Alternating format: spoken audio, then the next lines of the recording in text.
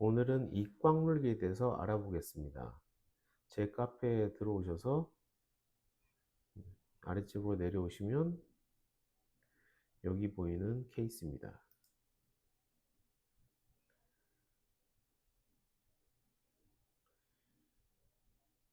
이꽉물기는 크랙, 치아 파절, 교합의 변화, 턱 통증, 이명, 편두통의 원인이 될 수 있습니다. 많은 사람들은 이꽉물기를 잘 알지 못합니다. 이꽉물기는 이악물기라고도 하며 이 가리랑은 다른 겁니다. 이 가리라는 것은 이 가는 소리가 나기 때문에 이갈이라고 생각하지만 대부분의 분들은 소리가 나는 분들, 이갈이 소리가 나는 분들의 대부분은 이꽉물기입니다. 많은 사람들이 이를 갈기 때문에 가는 소리가 나기 때문에 이갈이라고 생각하지만 실제로는 이갈이며 이꽉물기이며 이꽉물기는 굉장히 위험한 이유는 치아들의 영향을 미치기 때문입니다. 많은 사람들이 치과 오면 충치 치료를 또는 충치 검진을 하고자 하며 옵니다. 하지만 충치 검진을 하러 오시는 분들의 많은 분들은 이 꽉물기 이에서 생긴 크랙에 의한 증상입니다. 대부분의 시린 증상으로 치과에 오지만 그 시린 증상이 충치에 의한 것보다는 크랙에 의한 증상으로 판단되는 경우가 많습니다. 대부분 사람들은 충치라고 생각하지만 아닌 경우가 많다는 것을 기억하셔야 됩니다. 이꽉물기는 치아뿐만 아니라 임플란트에도 문제 생기며 턱에도 문제를 일으킵니다. 많은 사람들이 충치라고 생각하고 치과에 오시지만 제가 크랙이라고 설명하면 대부분 환자들의 반응은 충치가 아니니까 괜찮다는 반응을 보이십니다. 하지만 이꽉물기가 얼마나 위험한지는 아는 저로서는 굉장히 답답합니다. 이꽉물기 환자분들의 대부분의 성향은 똑같습니다. 예민합니다. 신기할 정도로 예민합니다. 그리고 똑같습니다. 얼마나 예민하면 나이트가드, 스플린트 장치를 끼고도 잠을 못 잘 정도로 예민하신 분도 있으며 인비절라인 장치도 자다가 빼는 경우도 있습니다.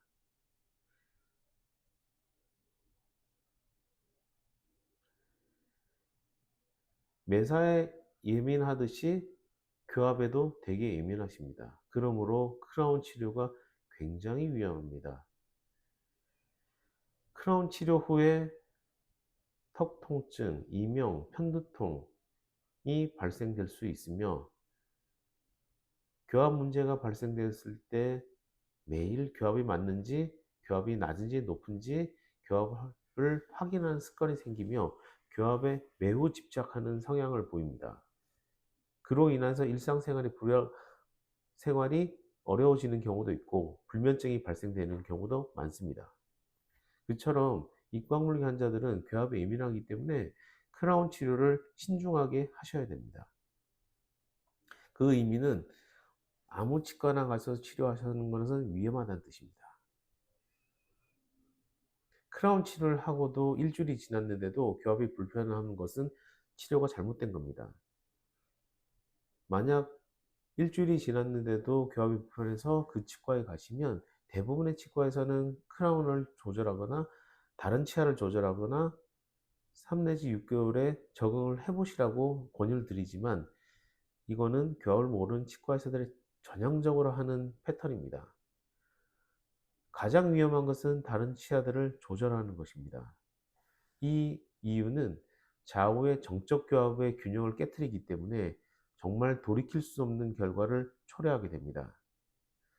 이 경우에서는 크라운 재치료를 하더라도 교합을 맞출 수 없는 경우가 많으며 대부분 이 경우에는 교정 치료가 유일한 방법입니다.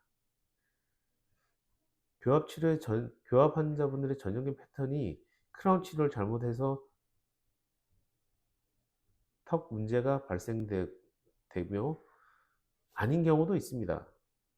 본인이 교합이 안 좋은데도 그게 교합이 좋다고 생각하시고 크라운 치료에 문제 생겼기 때문에 크라운의 문제라고 생각하시는 분도 많지만 대부분의 크라운은 잘 못 돼 있는 경우가 많습니다. 그럼으로써 다른 치아 크라운의 교합 조절을 하게 되고 그럼 턱이 더 불편해지고 턱이 불편하기 때문에 환자분들은 턱을 교정해야 된다 아니면 턱을 편하게 해야 된다 생각하시기 때문에 대부분 스플린트라는 치료를 받게 됩니다. 하지만 해보시면 아시겠지만 스플린트 효과 거의 없습니다. 그리고 대학병원에 보철과를 가게 되죠. 그러면서 검사를 하게 되면 아무런 문제가 없다고 판단하고 구강내과로 보내게 됩니다. 구강내과에서는 약 처방과 스플린트, 물리치료를 권유하지만 별 효과가 없다는 걸 아시고 그 다음부터는 이 치과, 저 치과 돌아다니시고 교합치과 검색하게 되시고 그렇게 해서 저희 병원 오시는 분도 있습니다. 저라고 모든 환자를 다 치료할 수는 없습니다. 굉장히 위험한 경우가 앞서 말씀드렸듯이 다른 치아의 교합을 조절하는 순간 좌우 정적 교합 균형을 깨트린 경우 제일 위험하며 치료가 거의 불가능하다고 보시면 됩니다. 교정 치료 외에는 방법이 없지만 교정 치료 또한 쉽지 않습니다. 대부분의 턱 통증과 턱 불편함을 호소하는 분들의 대부분은 턱 관절이 아닙니다. 근육입니다. 한번 손으로 본인이 불편한 부위를 한번 짚어 보십시오. 대부분 여기를 가르칠 겁니다. 아래턱 모서리 부분. 여기가 귓구멍이고 귓구멍 앞이 턱관절입니다. 여기가 불편하시다면 그건 턱관절의 통증 맞습니다. 하지만 지금 느끼시는 통증은 거의 여기일 겁니다. 여기는 근육 통증입니다. 그러므로 턱 관절을 치료한다는 것은 허구며 사기입니다. 통증을 느끼는 부위를 짚어보시면 근육이며 그로 인한 근육을 치료하시려면 턱 보톡스가 보다 효과적이며 스플린트 효과 없습니다. 오히려 스플린트는 상악과 하악의 치아의 교합을 지워버리는 것이기 때문에 굉장히 위험한 치료입니다. 교합이라는 것은 위 아래 치아에 맞물리는 그 지점을 근육이 기억하고 그걸 머슬 인그레임이라 하며 그 근육에 닿는 느낌, 기억이 유지돼서 턱의 위치를 찾게 되는 거지 턱의 위치로 그 위치를 찾아가는 게 아닙니다. 왜 그러냐면 치아가 턱관절보다 더 예민하기 때문입니다. 예민하기 때문에 더 잘 찾아갈 수 있습니다. 그러므로 교합이 훨씬 더 턱보다는 우선이 되어야 되며 턱 치료, 턱 교정 치료 안 됩니다. 교합 치료, 결국 교정 치료 또는 보철 치료를 해결해야 되며 근본적으로 턱 보톡스는 반드시 필요합니다. 턱 통증과 불편은 잘 안 맞지 않는 교합과 이 꽉물기 때문에 발생되는 것이 턱 관절 자체에 문제 없습니다. 대부분 치과에서 턱의 그 파노라마를 보시고 턱 하악 과도가 플래트닝이 있기 때문에 그로 인한 턱의 문제라고 말씀하실 겁니다. 하지만 그 플래트닝이 통증을 유발하나요? 안 합니다. 대부분 몰라서 하시는 말입니다. 제가 보아온 환자 중에 플래트닝이 있어서 그로 인하여 증상이 있느냐? 한 번도 보지 못했습니다. 대부분의 통증은 아래턱 모서리에서 생기며 그것은 근육 통증입니다.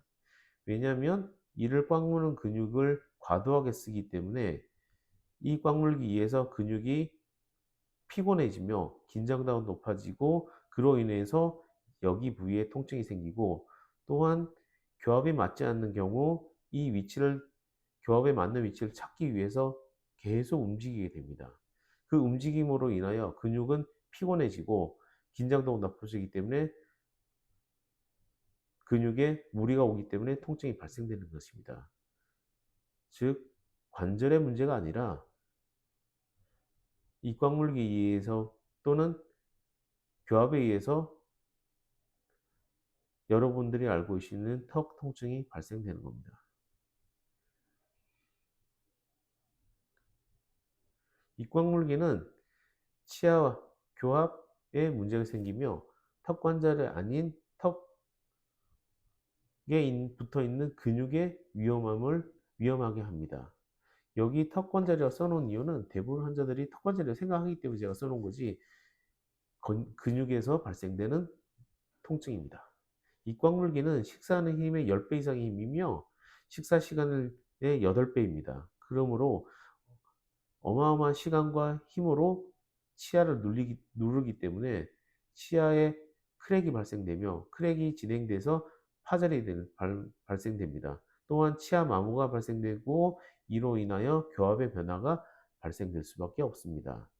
많은 환자들이 치아 파절로 오시는 경우 딱딱하지 않은 것을 먹었는데도 깨졌다고 주장하지만 대부분 크랙이 진행된 상태에서 식사하다가 깨지는 나가는 거기 때문에 이미 크랙에 의해서 치아는 약해져 있는 상태였습니다. 입광물기에 의해서 압박되는 부위는 상아질이 노출됨으로써 노랗게 보이며 더 심각한 경우에는 갈색빛으로 변하게 됩니다.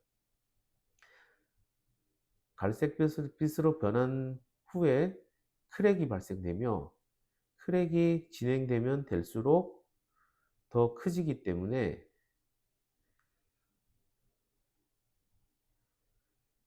결국은 치아 파절이 발생될 수밖에 없습니다.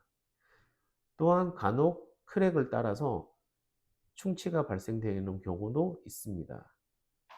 어떤 경우에는 치아가 완전히 분리돼서 오는 경우도 있습니다. 그리고 골드 인레이를 하신 주위에 검게 변하는 것은 크랙이 발생되고 있다고 생각하시면 됩니다. 골드 인레이는 입광물기에서 변형되기 때문에 그 변형된 힘이 치아를 쪼개기 때문에 크랙이 발생될 수밖에 없습니다. 이를 꽉 누른 게 있다면 골드 인레이를 치료하시는 것은 굉장히 위험합니다.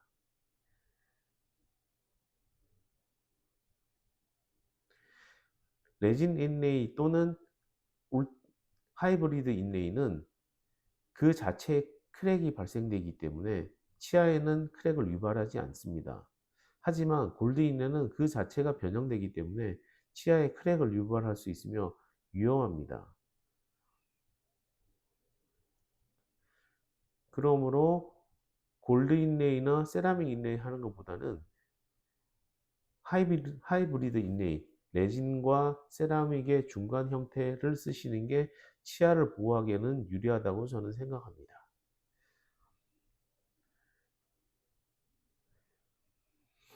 심각한 치아 마모와 치아 파절은 교합의 변화를 일으키며 교합 관계에 따라서 조금 다른 양상을 보입니다. 오버젯이 충분한 경우에는 락트 오클루전이 발생되며 동쪽 교합이 되지 않는, 좌우로 전혀 움직이지 않는 교합이 되며 이로써 이를 꽉 누는 게 더 심해집니다. 오버젯이 적은 경우에는 치아 마모가 훨씬 많이 발생되기 때문에 수직 고갱이 감소하고 치아 형태가 비정상적으로 바뀌며 불안정한 정적 교합이 됩니다. 치아가 많이 다름으로써 실제는 치아가 닿는 것처럼 보이지만 실제로는 안 닿는 경우가 많이 발생됩니다. 즉 정적 교합 자체가 낮아집니다. 그럼으로써 치아가 음식을 씹는 효율이 떨어지며 또한 좌우 균형이 깨질 수 있기 때문에 위험합니다. 또한 치아가 밋밋해지기 때문에 정적 교합에서 미끄러짐이 발생되고 그리고 좌우로 위치를 찾지 못하며 치아로서 위치를 찾지 못했기 때문에 턱의 위치가 좌우로 움직이게 됩니다. 그러므로 턱이 불완전하게 좌우로 움직인다는 것은 교합이 불완전한 상태입니다. 치아뿐만 아니라 임플란트에도 문제를 발생시킵니다. 지금 37번 임플란트에 어바트먼트가 파절되어 있으며 16번 임플란트에 임플란트 자체가 부러져 있는 것을 볼 수 있습니다. 두 개의 임플란트는 모두 한 환자에서 일어난 일이며 이 환자분은 이를 꽉 누는 게 되게 굉장히 심하신 분으로 임플란트뿐만 아니라 치아에도 변화가 관찰됩니다. 37번 임플란트 파절뿐만 아니라 36번 치근 파절이 의심되며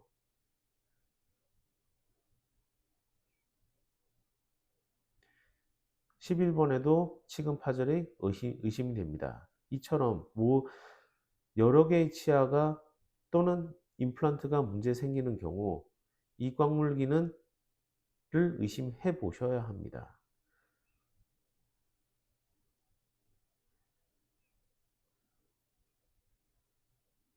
그처럼 이를 꽉 누는 게 있으시면 치아 치료뿐만 아니라 임플란트 치료하기 전에 반드시 턱 보톡스 치료를 먼저 하셔야 합니다. 그렇지 않으면 이와 같은 문제가 발생될 수밖에 없습니다.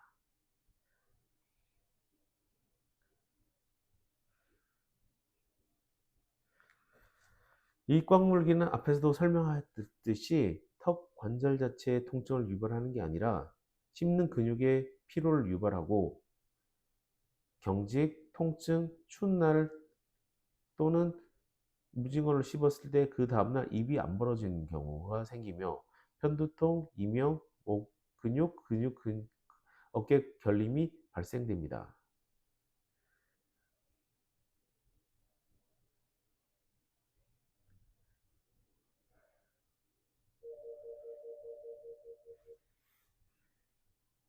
이처럼 대부분의 환자들은 여기 부분에 불편하지 귓구멍 앞에 있는 위치를 불편한 부분은 거의 없습니다.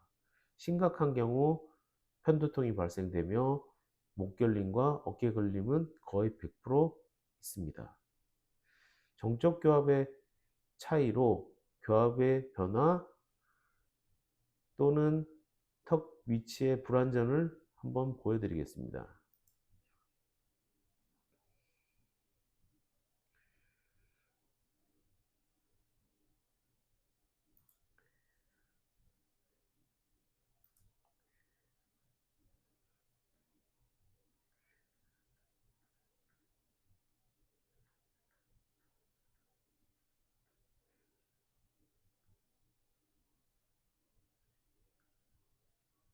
치료 전 상태이고 치료 후 상태입니다.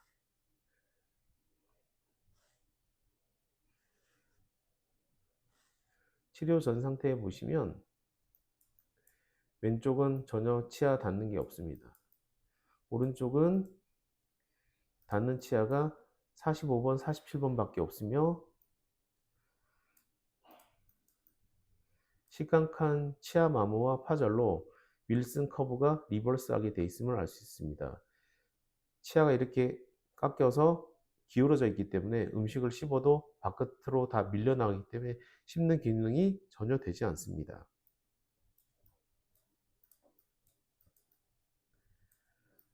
치료 후 상태입니다. 치료 후에 보시면 정상적인 치아 형태를 회복함으로써 커브 윌슨을 맞추고 안정적인 교합을 형성함으로써 오브젝 오버바이트가 형성되고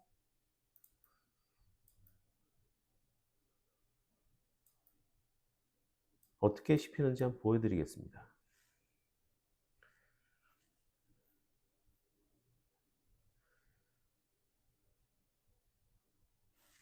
치료 전 상태를 먼저 보실 거고 치료 후 상태가 그 다음에 보일 겁니다.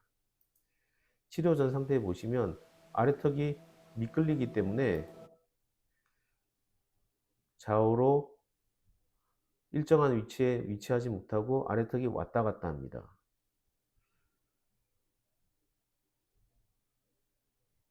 하지만 치료 후에는 똑같은 위치에 교합됨을 알 수 있습니다. 이처럼 비정상적 치아 형태와 정상적인 치아 형태를 갖췄을 때 교합이 얼마나 안정되고 불안한지를 보이며 그로 인하여 턱 위치도 안정될 수 있음을 보여주는 사례입니다. 오늘은 여기까지 리뷰해 보겠습니다.